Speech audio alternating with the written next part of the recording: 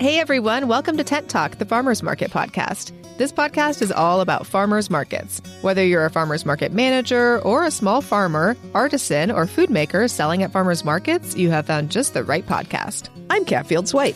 And I'm Bridget Myers. We're longtime farmers market managers, educators, and consultants. Get ready to catch up on all things farmers market pros with us. Today, we're getting to know farmers market vendor Adrianna Zizzo from Not Your Nonna's sauce company. Today's episode of Tent Talk, the Farmers Market podcast, is supported by Gusto, the simple online platform that makes payroll, HR, and benefits easy and affordable for small businesses.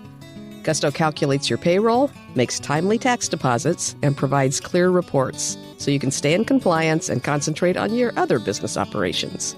For more information and to sign up to make your life easier, click the Gusto logo on the resource page at farmersmarketpros.com. Well, welcome back to Tent Talk, everybody. Today, we're talking with Adrianna Zizzo, owner of Not Your Nonna Sauce Company, based here in San Diego, California, about bringing her family's rich food history to the table at local farmers markets. Welcome to Tent Talk, Adrianna. Hello. Thank you for having me. I am the most honored, truly. So excited. We're excited to have you. We're so excited to have you. You've been on our list for a while to interview just because you're doing such a great job at the markets. Adrianna's at my market in Little Italy and just knocking it out of the park, and many other markets, as we're going to discuss. So it's we'd like to ask, vendors for their story and how they do the things that they do. We have a lot of vendor listeners, and it's just always so great for market managers to hear from vendors and kind of their side of the story and how things work on their end. So we're excited to talk to you.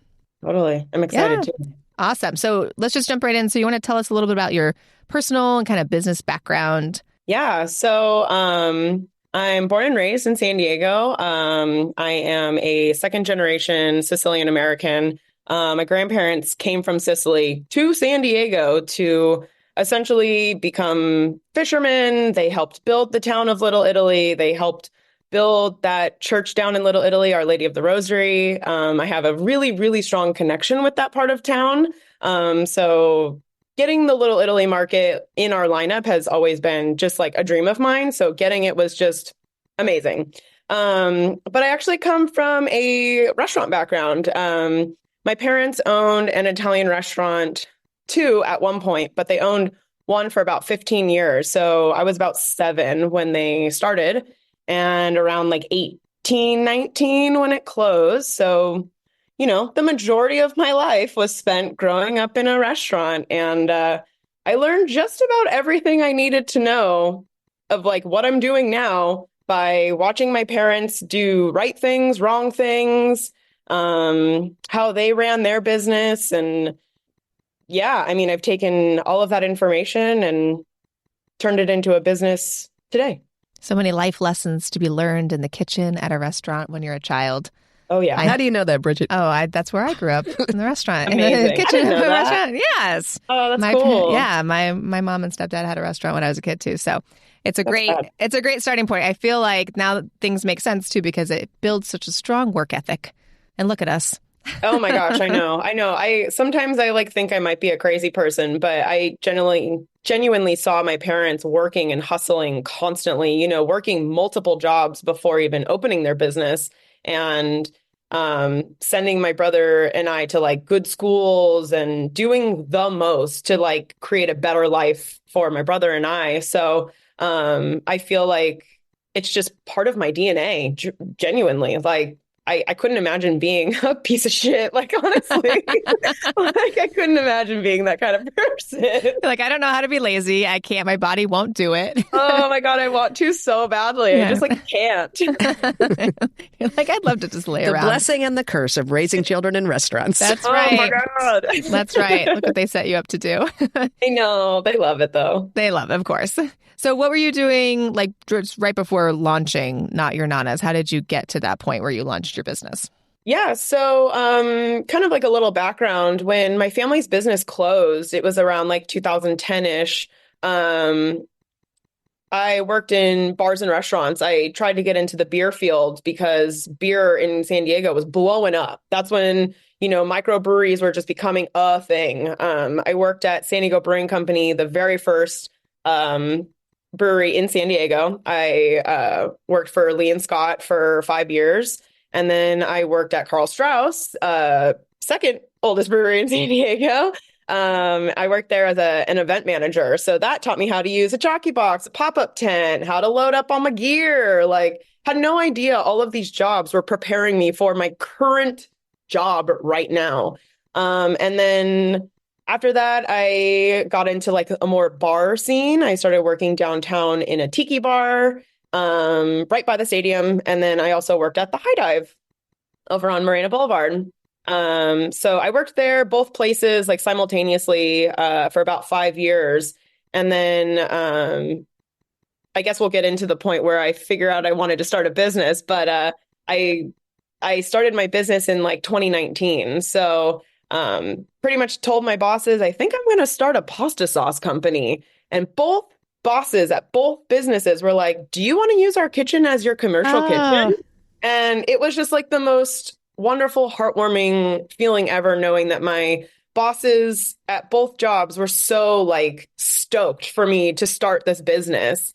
And throughout all of that time, I was going to culinary school to be a baker and pastry artist. And so, yeah, I knew I wanted to be in the cooking industry world in some way. I just didn't know what quite yet. Just had to figure it out. That's so nice that you got support, like so strong support from your employers at the restaurants. That's such a great like starting off point. I think people want to start these businesses and they're like, who do I even know? And, what kind of space can I use? So that's so great that you use did you use one of those kitchens when you first got started?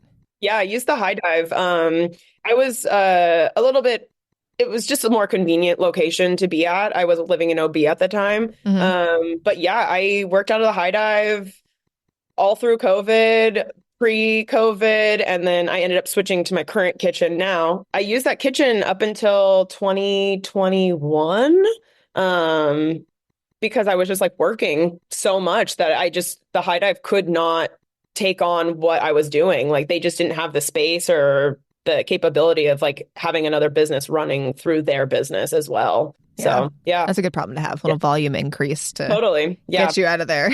Definitely. So it sounds like you really kind of grew up and ingrained in like cooking and being in food service and industry. Who taught you how to cook and what's inspiring? Like how did you get inspired to start this business with your pasta sauces? Yeah, so actually my dad is the cook in our family. My sweet, sweet mother thinks she can, but my dad is the cook of the family. Does she listen to our podcast? She's going to hear that. No, she doesn't. She knows. She knows. It is like a running joke in our family. She tries. That's all we care about. She crushes it when she can, But I learned how to cook from my dad. He's an amazing cook.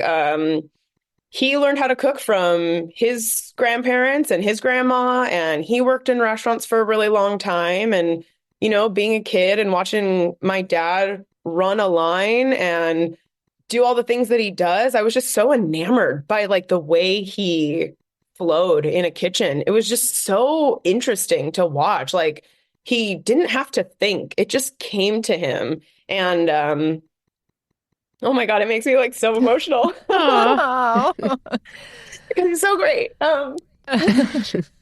But he like genuinely like doesn't work off of recipes. Like that is my dad. He told me if I ever wanted to learn any family recipes, he was like, figure it out, watch me do it. And don't write it down because you better have it stuck up in your head. So my whole life, I just watched every single move he made until I memorized everything. Just like in your DNA, it sounds like. 100%. And it's like just passed it down too. That's so great. Totally. Yeah. That's and nice. Somebody who's good on a line, it's like they get into that muscle memory flow. It's a beautiful thing to watch. Yeah. And it's crazy. My dad's left-handed and I'm right-handed. So I have this like weird ambidextrous like thing about me because I watch my dad do stuff. So I do things left-handed because of him. Yeah. And I set up my bottling line backwards like a left-handed person would. That's just fascinating. It's super weird the way I do it. It's just like because of watching my dad, I do a lot of stuff left-handed. Wow. I know. That's awesome. It's weird, right? So it sounds like you had no choice but to do something that, where you could kind of express yourself creatively with food. And sounds like a great outlet for you. Can you tell us a little bit about Not Your Nonna's? Like what products do you have just for our listeners that aren't familiar and what do you have in your lineup right now? Yeah, absolutely. So Not Your Nonna's is a small batch pasta sauce company. I specialize in authentic style Italian sauces with old school style cooking, modern flavors. Um, Currently, our flagships are like what is available at the moment. We do our classic marinara. It's like my family's marinara sauce. That is like the sauce that we had in our restaurant. That's it. And then we got our zucchini fresco, which is my version of my Nonna sauce. It's a blended zucchini sauce with roasted garlic. It is so delicious, so flavorful. And then we also have an arrabbiata sauce, which I never grew up eating ever. That was like not a thing for us, but grew to love it. And I do mine with a scratch-made harissa, which is a Tunisian pepper paste. So I'm Sicilian, so we mix a little bit of that Middle Eastern and Italian culture together in that sauce, which I think is rad.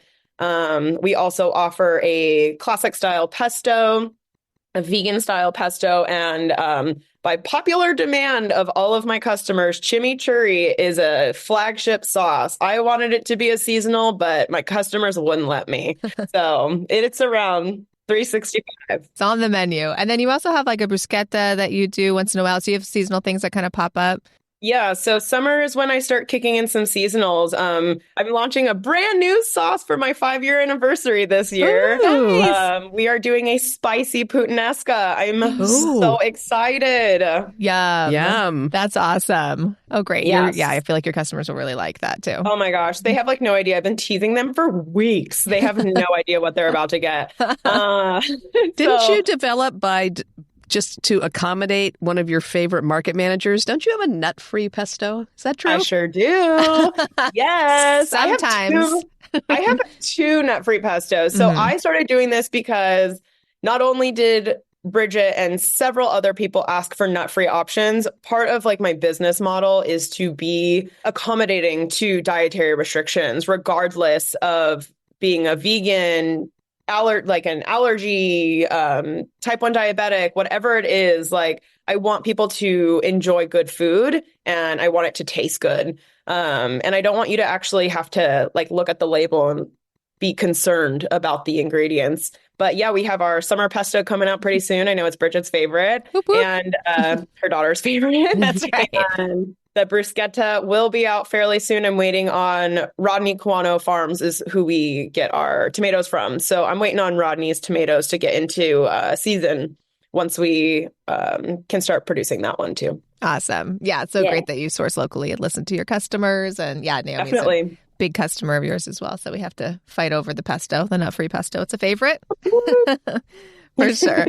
So you started your business in 2019. So what made you how did you get into starting at farmers markets? Like, where did you start with markets and how did you grow that? Is that the first place you sold? Did you go straight to farmers markets or did you try it selling different ways? Farmers markets. My goal was farmers markets. Cool.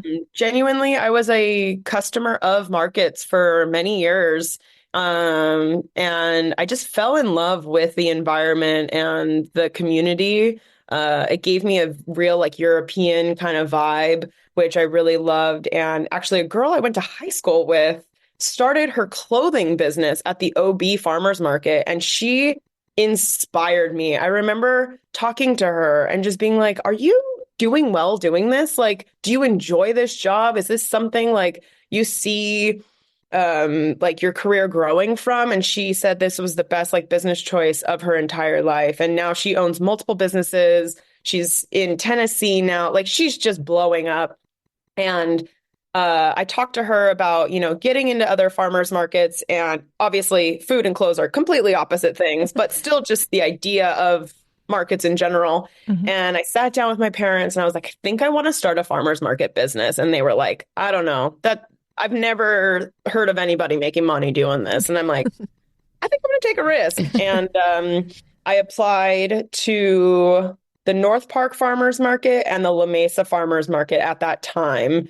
And June 19th, 2019 was my very first farmers market in North Park. And everybody showed up. Every single person I've ever known ever in my entire life showed up. And it was the most epic day ever. And it was so cool and so heartwarming.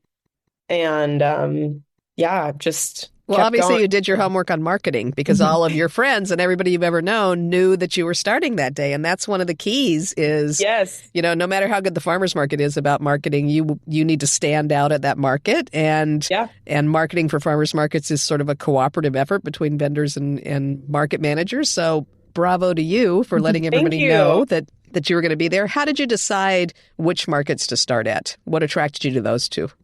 To be honest with you, I was so unsure of like any information about farmers markets, like genuinely knew nothing about farmers markets. So I went to like the websites that actually had like applications because as you know, as market managers, not all managers take applications. You just kind of ask to like be a part of it. So I just did a little bit of research and Kat, I had even gone on like your site for Little Italy when you were running it at the time.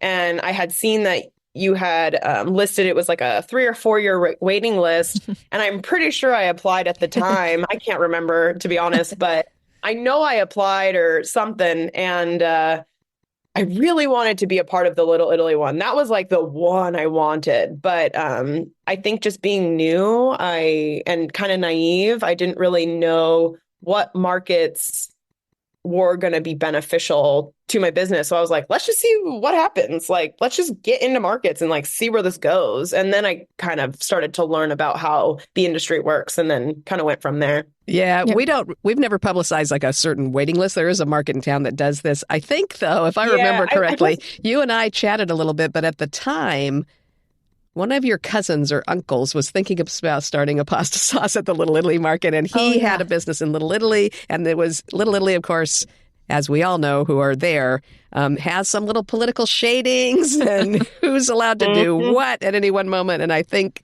you and I chatted a little bit about that, and your Uncle Dino was working on an idea, and we decided to just kind of step back and see who actually got their business going and up and running. Yeah, definitely. The Little Italy, the community down there, I'm related to a lot of the people down there. Right. So it's friendly competition. That's right. Yeah, that's good. Mm-hmm. Well, we were really happy when you circled back around and did end up at the Little Italy market. That has been really exciting for us because you are such an authentic part of the Little Italy community. I have to ask you one quick question, sauce or gravy? Oh, sauce all day. I literally fought a guy on Saturday about this. Can I tell you, no joke, this literally happened verbatim. This guy walks up to me and goes, fun fact, real Italians call it gravy. And I go, fun fact, real Italians don't call it gravy. I was going to say, you're Sicilian, but you're San Diegan and you're Italian. It's very complicated, the sauce or gravy thing. I know. So my family, we call it sauce, but like meat sauce is called sugu. And like a marinara, but it's not really marinara. It's kind of like a thin sauce. I don't really know how to describe it. Think of it like a tomato puree with just like garlic in it, like really simple. We call that like a salsa. So it's almost like a salsa, like something super, super light to just coat your pasta. So, and then what's ragu? Where's ragu come in? That's more meaty, right? That must be like a Northern Italian thing. Gotcha. My family, we don't say that. That's not a thing. That's not a thing we do. We don't do that. Good, cool. That's not us. So how many farmers markets are you at now, Adrianna, per week? Currently 6. 6. Yeah. All in San Diego County? Yeah. Mm-hmm. Cool. Yeah. I know vendors that get big and keep progressing sometimes end up in markets here, but also in Orange County and in LA. And oh my gosh, the travel time added in. You have to really recalculate your costing and things, I'm sure. 100%. That is something that like I pay my employees to do is like drive time. And it definitely like takes a toll if you have a bad day because you're just paying your employee to just go to work, drive and to and fro. But yeah, I haven't quite gotten into that OCLA market quite yet. It's a bit intimidating. I'm not going to lie to you. Well, we've got so many strong markets in San Diego County. Yeah, I'm still building here. Like, I can't imagine trying to build in a completely new town. Like, even though it's all California, LA and OC have really different permit situations. Like LA, you need a separate permit for each market. And, it's a whole different thing. But we wanted to talk about your team. So Yeah. So you have a team that helps you. I know this because I see them at the market sometimes. Oh, yeah. So what do you do versus what your team does, and how do you kind of divide and conquer those tasks? So I would say I like owner operator. I do 99.9% of the things. I run our social media, I make our product, I label everything, I run deliveries. I do all the back end stuff. But my staff is mainly markets. My best friend from culinary school, Kendra, who I've talked about, ad nauseum, I'm sure, to everybody. We already talked about this, who your real best friend is, okay? Bridget, we've talked about this, okay? Adrianna goes, this is my best friend. And I go, I thought I was your best friend. And my God. And her friend was like, It was so good. It was one of my best friends from high school. Oh my gosh. Yeah. It was joking. The most hilarious experience ever. Oh my gosh, Bridget, you're so funny. So Kendra produces with me in the kitchen. She is also a very, very talented chef. She was a baker for 7 years in a bakery down in Mission Beach. Then I stole her away from them. About 3-ish years ago. She's been working with me for a hot minute, but she does that. She also does all of our pasta production, so I don't even touch that anymore. I put that onto her because I just need, a little break. And I personally only do 2 markets. I let my staff do the other 4 because I don't.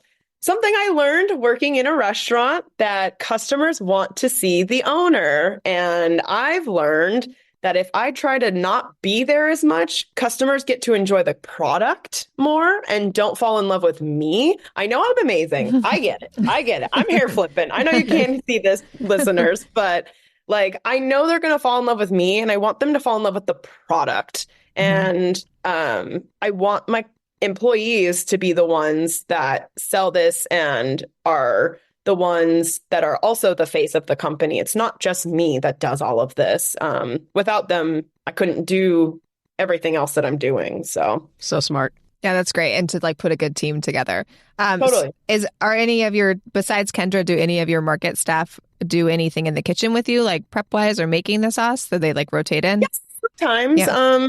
Kendra and I just have this flow where we literally never have to talk to each other and just know what each other's going to do next. So it's just easy to have her. But I've had every employee work with me in the kitchen. I want everyone to get their hands on the product and know exactly what goes into the product. And if there's ever an emergency, someone can fill in. You know what I mean? Yeah. My staff has done every single aspect of the business, I would say, for the most part, besides back end financial stuff. But I try to keep it simple for them. I want them to just do markets. They have other jobs. One of my employees is starting a cat food company, which is epic. My cat loves it. And so it's I want them to do what they do for me, but I want them to live their life. They're not chained to me by any means. Yeah. Yeah. We've talked to some other vendors that are trying to figure out how, if they're bringing on their first employee or how to expand staff. And, we've always talked to other vendors that have a great set of staff, and they've always said, yeah, I kind of have them rotate, and they do come in the kitchen sometimes so they can authentically speak about how the product is made when they're Absolutely. at the market talking to customers. So even if they're not there all the time, make sure that they know kind of most of the business, and so they can speak Absolutely. to customers really about that. And your staff does a great job when they're there. I feel like they do a great job representing your business, and the customers like them. And it really is all about the product too. But that's kind of the charm of farmers markets, is that you get to talk to somebody too. So Exactly. Yes, everyone likes to see the owner, but it's nice to just, if you have a really well-versed staff person, that's great as well. Exactly. Yeah. How do you find employees for your business? I got really lucky. I found every employee I've ever had via Craigslist.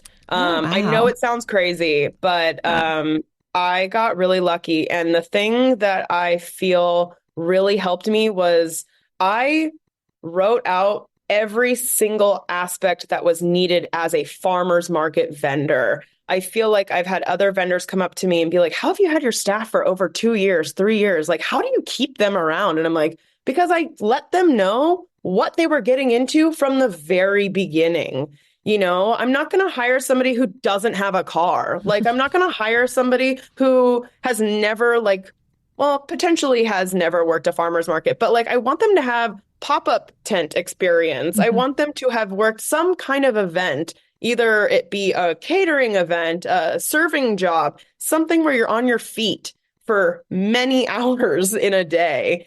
And I think that is something I've noticed like other vendors struggle with potentially, but I lay it out. I'm like, this is the job. Like, this is what you get paid. This is what you're gonna get. I'm not gonna underpay you by any means. Like, but this is it. This isn't some cushy job sitting in an office with the air on. Like, we're dealing with rain, wind, heat, you name it. Crazy customers hooting and hollering at you. Like, you just never know what's gonna happen. Spoken like a true farmer's market vendor. Yeah. I do. I'm always amazed. Like, people will write a job description and I'll say, that's really? And they're like, well, I want to sell them on it. I want to make them think that it's a cool job to have. And it's like, dude, what's going to happen when they find out what they really have to do? I mean, let's make it straightforward. Yeah. And it is a cool job. Like, don't get me wrong. For sure. It's an awesome job. It's just like, you need to be realistic with your employees. Like, they need to know what they're getting into, or else they're going to kind of resent you. And then you're going to lose your employees. Yeah, they're going to do a bad job when they're there because they don't know what they're doing or they weren't expecting something. And then you're going to lose them and it just kind of wastes all that training. So it's good to be upfront.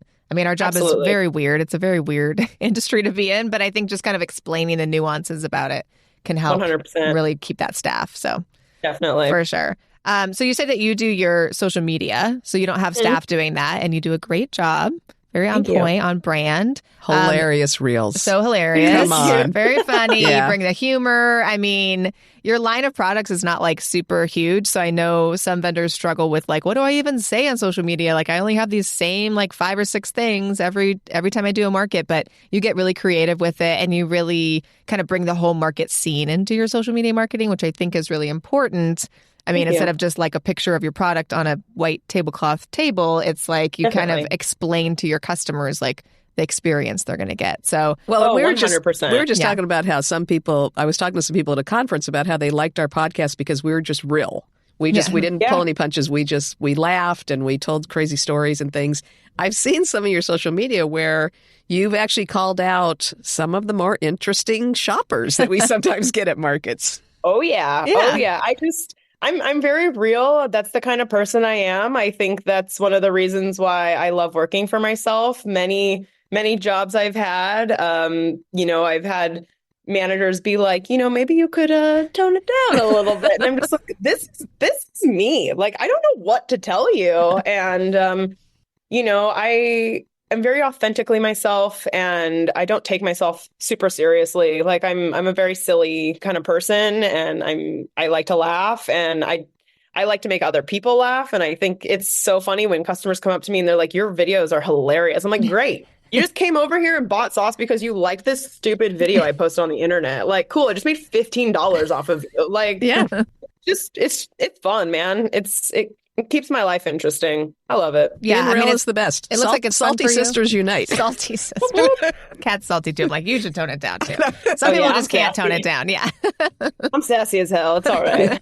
But people like that, and it, like you said, like it draws them in. And I feel like you're probably the investment of time and energy you put into your social media and your marketing is a really good ROI. Like, because people come and they actually purchase from you too. It's not just for fun, and you're not super salesy. You're just kind of being real and talking about your products. So I think that always works really well for vendors. I've seen that a lot of times. Yeah. I definitely do my research. It's not like something that just comes out of my brain. Like, I follow social media people, and I want to know how to be authentic and make sales. And, I try to follow some sort of scheme in a way. Mm-hmm. This isn't the most organic thing that I'm doing. There is a plan and a method to the madness, but like I said, still just being silly about it. Yeah, overall, and it works. It works. You have it dialed in. Yeah. Well, let's talk about this method to your madness, because you do seem to be in an expansion mode. You keep adding products at a pretty good clip. How do you decide when it's time to add a new sauce? When the customers are getting bored. There we go. The customers start to get bored. I noticed. Genuinely, I started my business with 2 sauces, classic marinara and zucchini fresco. Within a couple of months, people are like, all right, we're ready for more. And that's when I released our fall sauce, the Fallen for Gugutza. That's our butternut squash and sage sauce that comes out in the fall. Ooh, I love that one. So good. Yeah. Yeah, that one's, I mean, it's my mom's favorite. It's so good. And, that kind of created this like chain reaction of like, what else can I do? It was just, and then, pesto came along and then I was like, oh, vegan pesto. Then a vegan pesto came along. Then customers were like, you down to make a chimichurri? And I was like, let's see what happens. And then like, I'm very open to what my customers like want. They ask for things and then I try to deliver if I can. I'm doing this for them. I mean, I'm doing this for me to make money, but like, this is for you. I want you to buy from me. If you want something, I will make it for you. And that's my love language. I want to make good sauces for people. And once I start hearing, right now is the time when customers are like itching for the seasonal. So they're like, when's this coming out? When's this coming out? So it's like, I know I need to start like putting out some new things. Well, and I love that part of what influences your seasonal sauces is that you are sourcing from farmers, because we really try to promote that to market managers all over, that absolutely we should be a grocery store in the street. We need farm produce, but we also need grocery items. But we are a farmer's market, and so let's make sure that those grocery items are taking advantage of what the farmers are growing. And you're really good at that. Exactly.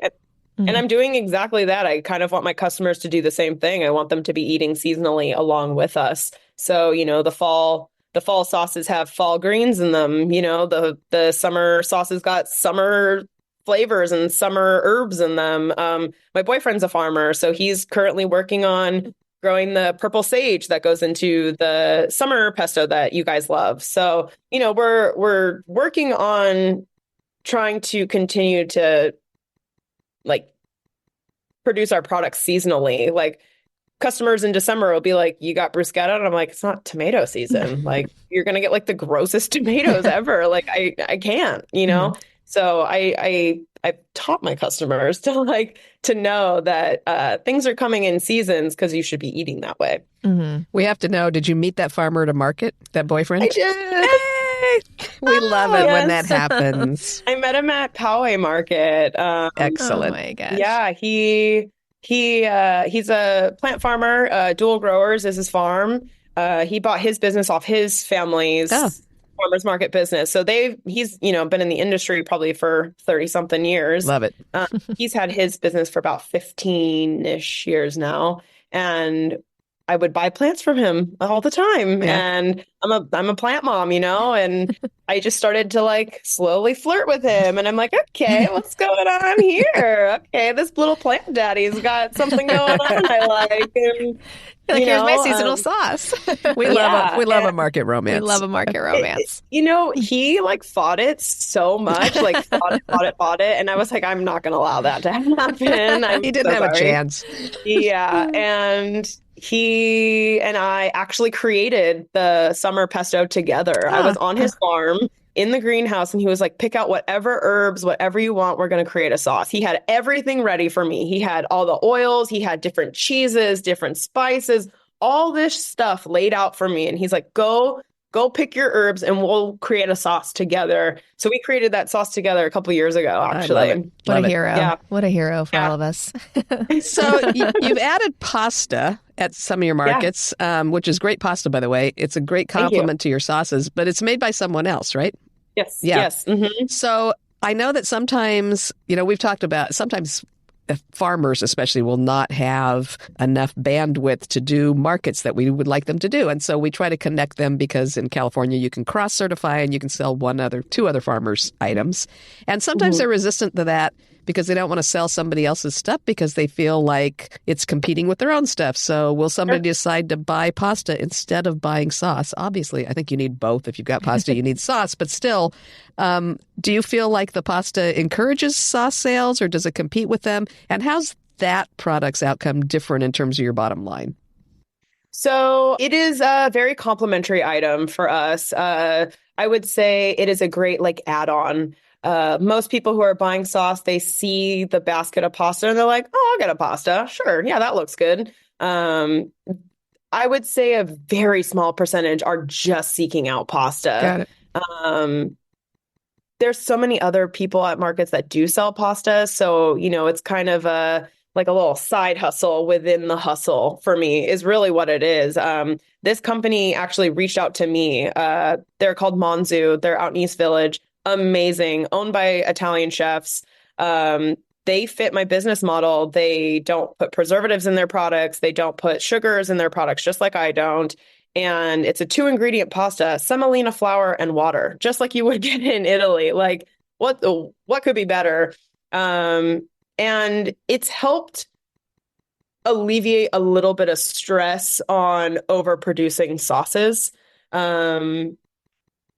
I kind of hesitated at first to add pasta to the lineup because I didn't want it to completely overrun the sauce. I was a little nervous that like getting pasta, people would be like, I don't really want your sauce. I'll make my own. I just want your pasta. And, we'd kind of plateau, but that didn't really happen. If anything, it's only amplified everything. It feels like almost overnight, I'm hitting like sales records over and over and over and over again. It's just, it's shocking. That's it's shocking and amazing. And like, I'm just so stoked. Like, it's just been a great addition to the business. And there's not really, in San Diego, there's not a lot of pasta vendors. So I can see somebody going, oh, I want that sauce, but do I have time to make another stop and pick up pasta somewhere? So I would imagine it may have actually amplified your sales in that way, just because it makes it convenient. Mm-hmm. Totally. And then there's people who are like a little hesitant to buy a $12 bottle of sauce, but they see this beautiful fresh pasta and they're like, you know what? Let me try this pasta first.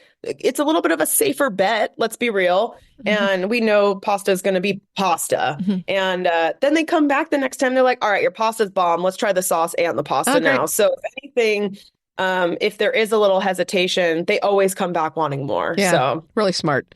So what are you adding sales streams other than farmers markets? I know you mentioned a little while ago that you're the one that runs deliveries. Who are you delivering to? Are you wholesaling to like boutique places that carry food products? Are you selling online, doing special events? Are you doing other things than farmers markets right now? Yes. So we sell to the Mighty Bin over on El Cajon Boulevard in North Park. We've been selling to them since they opened. They just got a new owner. Her name is Maria. She's wonderful. And they've been ordering pretty consistently with us for a while now. We actually landed a really awesome deal last year with the San Diego International Airport and the John Wayne Airport. Oh, good. Oh. Yeah, so we sell our sauces at the San Diego Airport in Terminal 2 West in the Gaslamp Marketplace store. And then we also sell in the John Wayne Airport. I believe the store is called Newsbreak. I could be lying. I think the word news is in it, but it's in Terminal B. And Kendra and I are driving there Friday to go deliver like 9 cases up there. So that's a really cool one. So how did you have to recalculate costing and pricing and things to do that? That definitely was one of those things where it's almost a break-even situation, but it's a huge, huge exposure for me. The amount of online orders I have received from that it's blown up. Okay, so that's the piece we're missing. So exposure is okay, but if it's at an airport, not necessarily somebody they can come to the market to buy, but you have an online shop. Yeah, we have an online website, and I offer delivery to San Diego residents, and then I ship all over the states. I actually have an online order I need to ship out like ASAP. But yeah, I do local deliveries here in town, and the airport one, like I said, like when I made this deal, I knew that I wasn't going to be making like all the money on it, but I knew that getting my brand out to potentially millions of people to see was 100% worth it. Great. 100% worth it. Cool. Yeah, online's tricky with food. Yeah. Especially food in glass containers, right? Yeah. Yeah. So that's a whole... So you've learned a lot of things about how to do all kinds of costing and figuring out expenses and things, right? And then do you do any festival events? Do you do things that are just like annual events in addition to weekly markets? Not Not really. I tried doing some pop-ups here and there. I've noticed my product is just such a grocery item. People just aren't really feeling it. They're super into tasting and sampling and they love the idea. But if they're at like, those vegan pop-ups, they're there for the hot food. They're there for like very specific vegan items. I've noticed nighttime markets in general are just not great for my product just because we're a grocery item. That we are a staple item in your pantry for your family or for like your dinners. I'm not like a takeaway cookie. I'm not a drink. But I do host a pop-up market at the High Dive every winter. I source out my vendors from multiple other events I've done just like throughout building my business and just friends of mine who are artists and employees of the High Dive who want to be a part of it. We just did our third one this past December and it was a huge hit. And because of that, I'm hosting a summer event at the High Dive in June. So June 26th, we will be hosting our very first summer pop-up event at High Dive. Fun. So that's why she understands and relates to market managers so well, because she's managing an event twice a year. She gets it. She gets our side. I do. Yeah. Yes, I do. So what is next for Not Your Nonnas, for Adrianna? What's I know you told us your summer stuff and your pop-ups and all that, but anything we didn't ask or you didn't tell about what's going on? To be honest, I'm not too sure because I like to see where my business just like leads me. I want to get into more stores. That is something that has been just like in the back of my mind. But I've noticed that getting into stores is very difficult. Trying to get a hold of somebody, you're genuinely like chasing these people down just to get into the store and on a shelf. And because it's our 5-year anniversary, I'm re-releasing our original sizing of our jars to 24-ounce jars. Briefly. I love that. Yeah, no one knows that actually. So it's a secret. You heard it here first. Yeah, so we'll be re-releasing 24-ounce jars for a short time. And what size are your jars right now? 16. Oh, they're 16, yeah. Yeah. No, that's helpful because I have a very hungry teenager at my house. And so I always have to like use two jars. But yeah, it'd be nice to have a bigger one. So that's great. Yeah, I thought the 24-ounce was going to be the move when I first started. And almost immediately people were like, I can't go through this much sauce. I want less. And it's been kind of a battle wanting to do more, wanting to do smaller jars. Even at Little Italy, people want even smaller than 16 ounces. And I'm just like, y'all, I can't do it. I just can't. But, I gotta do what's like best for the business at the end of the day. But yeah, I don't know what's next. We'll see what happens. Yeah. Truly, I'm super stoked that I've been doing this for 5 years. Mm-hmm. I survived a global pandemic. I was on food stamps and freaking unemployment throughout like most of COVID and trying to run a business and losing my jobs. Like it's just the fact that I've been able to like continue to do this is just a dream come true. I love this job. It's the best career choice I've ever made. It really, I feel like that's like it comes through so much with your business and just all of the vendors that kind of made it through the pandemic because it helped you like appreciate just the really great parts of this business. And also you just learn so much about how to survive. And we see a lot of vendors that like come out the gate, and they're ready to go and they're kind of doing everything to the max. And then they don't know how to hold on to that, where COVID was like, we all had to hold on to that. And so we kind of learned how to do that. So it's really great. And I feel like maybe you're like a little over that beginning business hump, especially 5 years in, having COVID behind you. And so you have a lot of options. The adapting to change was truly, truly a struggle. Yeah. Just, glass was like impossible to get like during the pandemic. And so that's when I started my jar return program because I was like, I need glass. So I just reached out to my customers and I'm like, yo, give me your glass back. I'll give you $1. Yes. So smart. And it's, that's easy on the earth too. That's a very popular approach nowadays because people are realizing trash there is no away. We can't throw stuff away. Yeah. Very far. Exactly. Yeah. So it was just one of those things where I was like, I'm already an eco-conscious company. That's like part of my business model and my mission statement. So to adapt this jar return program was just so perfect. It aligned perfectly, and it truly saved my business. I would have probably lost it if I couldn't get glass from my customers. Yeah. And I have great customers. They all like, you should have seen my doorstep sometimes. Like people would just be dropping off so much glass to my house. It was crazy. It was crazy. That's awesome. That Well, is times awesome. to survive. Any final piece of advice you'd like to give other vendors that are maybe just starting out, or something that you learned the hard way that you might want to tell them, save them a little trouble? Yeah. Totally. Yeah, I actually was thinking about this when I was driving to Restaurant Depot this morning.